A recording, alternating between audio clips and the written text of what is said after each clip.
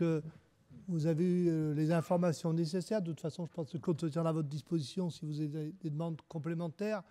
Je ne vais pas vous demander si vous avez des questions maintenant, parce que je pense que le timing va un peu nous penser, mais le trésorier est à votre disposition. Après la présentation des comptes, et bien entendu, on va avoir le rapport du commissaire aux comptes sur l'exercice écoulé. Donc j'appelle le commissaire aux comptes, Sayou.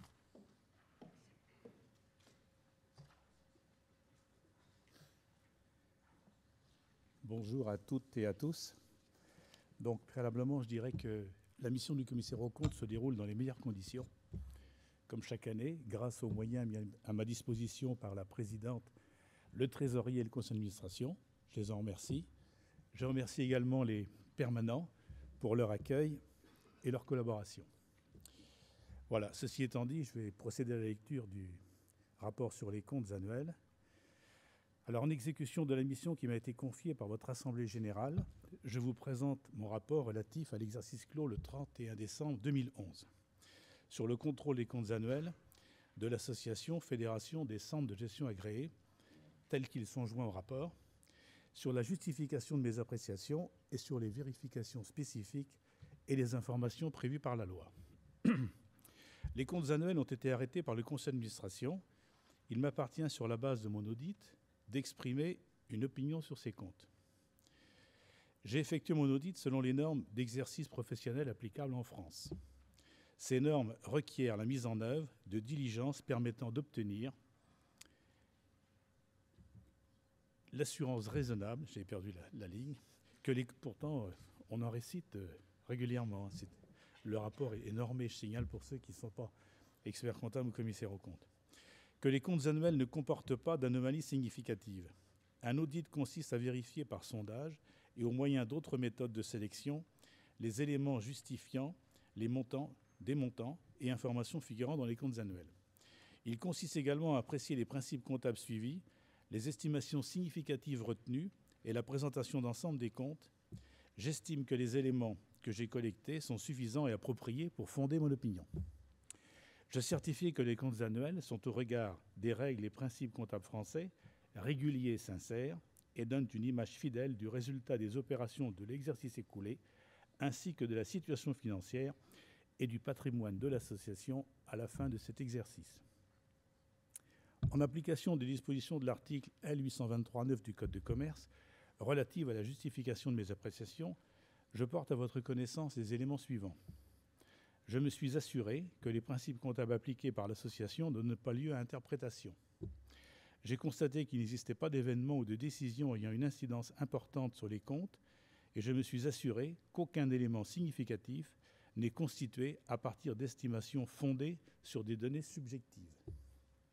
Les appréciations ainsi portées s'inscrivent dans le cadre de ma démarche d'audit des comptes annuels, pris dans leur ensemble et ont donc contribué à la formation de mon opinion exprimée dans la première partie de ce rapport. J'ai également procédé, conformément aux normes d'exercice professionnel applicables en France, aux vérifications spécifiques prévues par la loi. Je n'ai pas d'observation à formuler sur la sincérité et la concordance avec les comptes annuels des informations données dans le rapport moral de la présidente, dans le rapport financier du trésorier et dans les documents adressés aux membres de l'association sur la situation financière et les comptes annuels. Voilà pour le rapport général. Pour le rapport spécial, je voudrais faire une petite précision préalable. Nous sommes dans une association et dans les sociétés, généralement, on rappelle les conventions approuvées au cours d'exercices antérieurs qui ont continué à produire leurs effets. Dans une association, ce n'est pas le cas. On ne parle que des conventions nouvelles, sauf dans deux cas. Premier cas, les statuts le prévoient, ce qui n'est pas le cas à la fédération. Et deuxième cas, dans les entités qui sont gestionnaires d'organismes sociaux ou médico-sociaux, ce qui n'est pas le cas non plus. Donc, cette année, il y a deux conventions nouvelles pour l'exercice. C'est pour ça que je voulais vous le dire. Et on ne parle pas des conventions antérieures. Alors, en ma qualité de commissaire aux comptes de la Fédération des centres de gestion agréés, je vous présente mon rapport sur les conventions réglementées. Il m'appartient de vous communiquer, sur la base des informations qui m'ont été données, les caractéristiques et les modalités essentielles des conventions dont j'ai été avisé ou que j'aurais découvertes à l'occasion de ma mission, sans avoir à me prononcer sur leur utilité, leur bien-fondé, ni à rechercher l'existence d'autres conventions. Il vous appartient, selon les termes de l'article R 612-6 du Code de commerce, d'apprécier l'intérêt qui s'attachait à la conclusion de ces conventions en vue de leur approbation. J'ai mis en œuvre les diligences que j'estimais nécessaires au regard de la doctrine professionnelle de la Compagnie nationale des commissaires aux comptes relative à cette mission. Ces diligences ont consisté à vérifier la concordance des informations qui m'ont été données avec des documents de base dont elles sont issues. En application de l'article R 612-7 du Code de commerce, j'ai été avisé des conventions suivantes, mentionnées à l'article L 612-5 du Code de commerce, qui ont été passées au cours de l'exercice écoulé. Alors, il s'agit de conventions entre la Fédération et CGA, et la CGA Diffusion. Donc, les administrateurs concernés, donc il y en a 5 d'abord, qui sont associés directement de CGA Diffusion et qui détiennent, par personne interposée, plus de 10% du capital de CGA Diffusion. Il s'agit du CGA interconsulaire de Bretagne, le CGA Midi-Pyrénées, le CGA des Hauts-de-Seine, également France Gestion, parce que j'ai 2 noms dans les documents officiels, CGA de la Sarthe et CGA Haute-Normandie.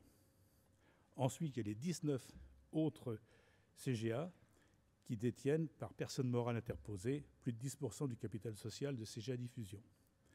Alors, il s'agit du CGA Bouches-du-Rhône, Reims-Épernay, Haute-Savoie, Alpes-Maritimes, Hauts-de-France, Cédage-Lyon, Vaucluse, Aisne, Alpes du Sud, Charente-Maritime, CGA 30, Côte-d'Or, Dauphiné, Val-de-France, Alsace, CGA Comptable Région Auvergne, CGA Seine-et-Marne, qui a également changé de nom, CGA Sud-Est francilien, CGA Limoges, CGA de la Vienne.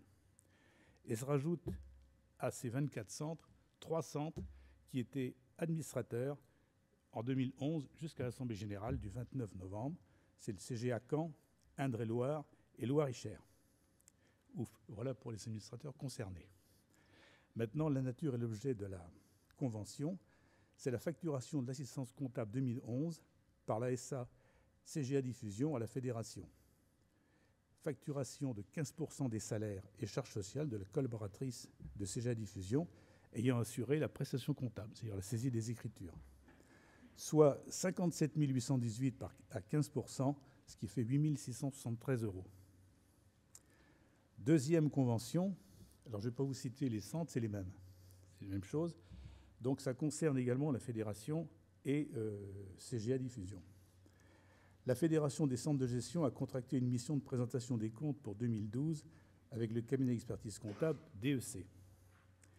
La lettre de mission concerne les 2 structures, la SAS CGA Diffusion et la Fédération des centres de gestion agréés. Les honoraires ont été budgétés sans ventilation globalement pour les 2 entités. Une intervention complémentaire concernant une mission de présentation des comptes annuels 2011 a fait l'objet d'un courrier du cabinet d'expertise comptable en date du 2 février 2012.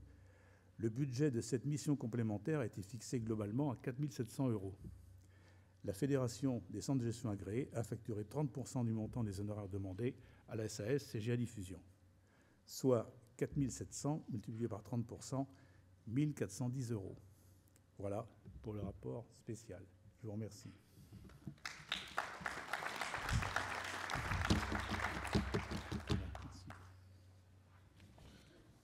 Merci.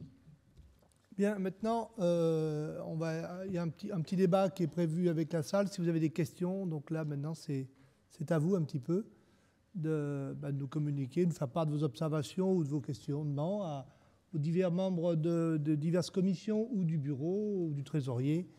Voilà, donc là, il y a des hôtesses qui vont passer dans la salle avec des micros qui vous permettront de vous exprimer. Voilà, c'est à vous.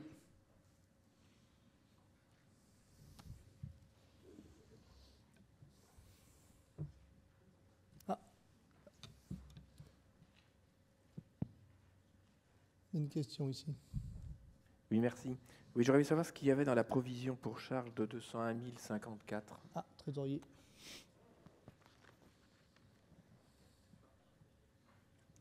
qui marche. Là. Ça marche là? Oui. J'ai pas le retour.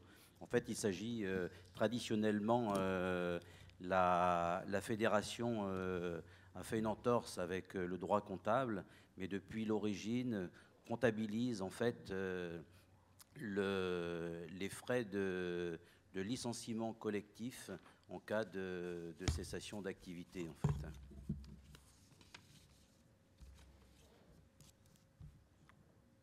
Ça répond à votre question? Une autre question? Ou une demande d'information? Ah oui. Oui, bonjour, Christophe Bréchet, président du centre de gestion de l'Ariège.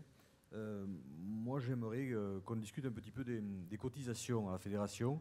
Voilà, moi, je suis président d'un tout petit centre, hein, moins de 1000 adhérents. Et comme vous l'avez constaté tout à l'heure, et je crois qu'on le constate tous ici dans la salle, le nombre d'adhérents diminue année après année.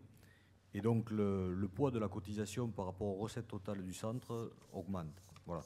Donc, je crois qu'il serait bon qu'il y ait une réflexion qui soit menée de manière à ce que les petits centres puissent continuer à adhérer à la fédération, sans quoi je crois que d'ici quelques années, les plus petits d'entre nous, malheureusement, sortiront de la fédération les uns après les autres. Voilà. Donc je voulais savoir si dans le bureau, il y avait une réflexion qui était menée sur une réforme du calcul des cotisations. Voilà, donc je l'ai rappelé tout à l'heure lors de mon rapport. En fait, depuis 2 ans, la fédération mène en fait une réflexion sur les frais de restructuration. Donc, elle a déjà commencé puisqu'il y a 2 collaboratrices qui sont parties. Donc là, aujourd'hui, notre commission continue à réfléchir sur la baisse des coûts. Nous sommes obligés également d'être prudents. Vous avez vu que l'année dernière, nous avions en fait un déficit encore de 110 000 euros. Cette année, grâce à cette restructuration, on est à pratiquement l'équilibre. Maintenant, les cotisations, si on les baisse d'une manière trop brutale, on se retrouve encore à nouveau en déficit. Donc, je crois qu'il ne faut pas mettre la charrue avant les bœufs. Mais bien évidemment, on prend en compte, je dirais, les problèmes économiques de tous et de toutes. Et j'ai rappelé également que depuis 10 ans, la fédération n'avait pas en fait augmenté le taux des cotisations. Mais c'est en fait une charge et en tous les cas une préoccupation de tous les jours. C'est le boulot du trésorier. Christiane, tu veux ajouter quelque chose, non? Je voulais quand même préciser qu'il y a une commission de réflexion sur la synergie justement des centres pour aider dans les régions des petits centres qui pourraient avoir des diverses difficultés. Donc il y a une commission de réflexion sur la synergie des intercentres dans chaque région.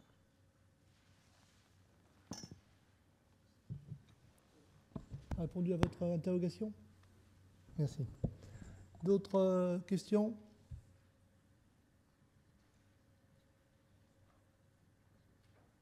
Tout est clair?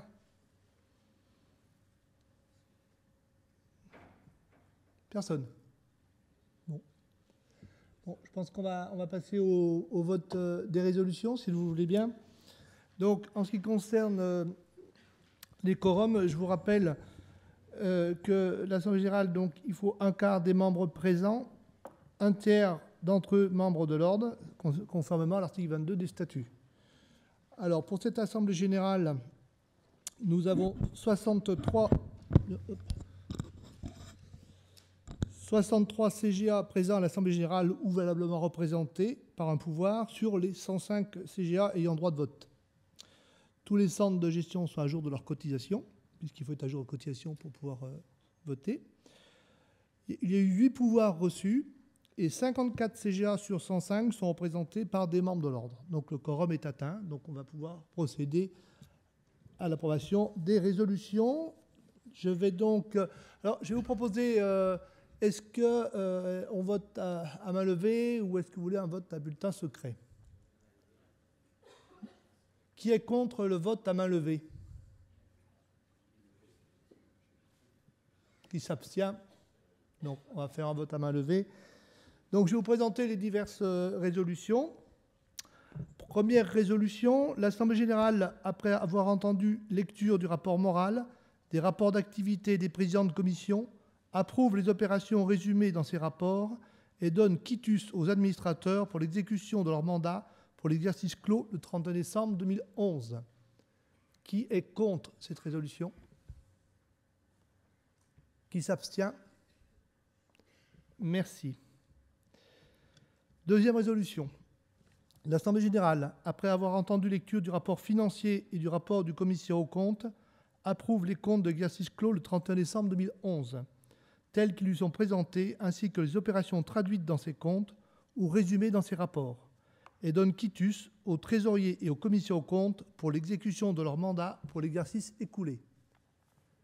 Qui vote contre? Qui s'abstient? Merci. Troisième résolution. L'Assemblée générale, après avoir entendu lecture du rapport spécial du commissaire aux comptes, approuve ce rapport spécial. Qui vote contre? Qui s'abstient? Merci pour votre unanimité. Quatrième résolution. L'Assemblée générale décide d'affecter le résultat net déficitaire de 6 443 € au report à nouveau. Qui vote contre? Qui s'abstient? Merci. Cinquième résolution. L'Assemblée générale approuve le projet de budget présenté par le Conseil d'administration pour l'année 2013 sur la base d'un montant prévisionnel de dépenses de 1 311 500 €. Qui vote contre? Qui s'abstient? Merci. Sixième résolution. L'Assemblée générale, sur proposition du Conseil d'administration, fixe le montant des cotisations à percevoir auprès de chaque centre adhérent au titre de l'année 2013, soit une part fixe de 534 €, une part proportionnelle par adhérent de, alors je donne par tranche, 1,20 € de 0 à 300 adhérents, 2,15 € de 301 à 1000 adhérents, 2 € de 1001 à 5000 adhérents, 1,85 € pour plus de 5001 adhérents. Et une cotisation forfaitaire annuelle intranet de 366 €. Qui vote contre ce projet? Qui s'abstient? Merci encore pour votre unanimité. Voilà, on a voté les 6 résolutions proposées. Deux questions particulières sur... Bien. Donc, les résolutions sont approuvées. Maintenant, je vais redonner la parole à Christiane.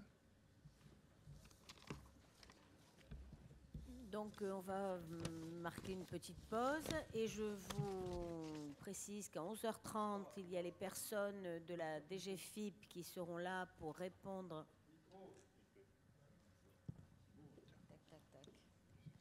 Allô, allô? Oui. Bon, donc après une petite pause, je vous rappelle que les personnes de la DGFiP viendront répondre à vos questions. Donc surtout, ne vous sauvez pas, revenez tous dans la salle et nombreux pour avoir la présence de la DGFiP. En tout état de cause, je vous remercie pour la confiance que vous avez accordée à ce bureau. Et j'invite les membres du conseil d'administration à nous suivre pour un conseil d'administration. Merci à tous, bonne fin de congrès. J'espère que vous êtes régalés depuis lundi. Et merci encore à tous de votre dynamisme.